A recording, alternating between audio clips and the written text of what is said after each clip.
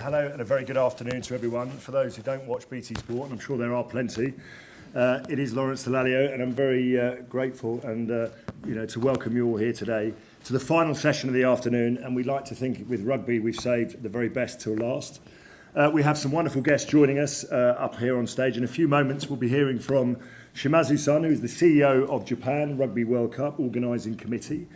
After which, you've heard that Paul Hayward, Chief Sports Writer at the Telegraph, will be interviewing our special guest, England coach Eddie Jones, on a fairly eventful 12 months in rugby, and obviously looking ahead to England's forthcoming tour of Australia. And I'm sure Paul will facilitate any questions from the floor.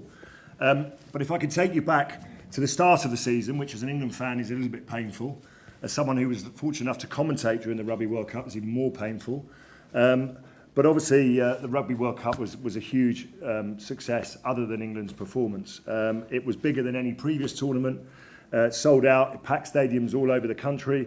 2.3 million tickets were sold in total.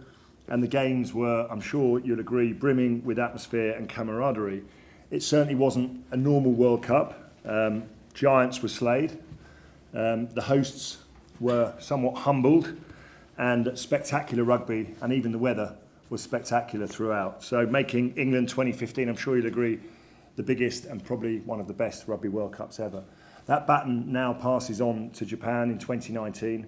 What was achieved in Japan, in Japan in terms of their performance was phenomenal. I'd like to welcome up Shimazu-san, but before I do, we're going to play a short video.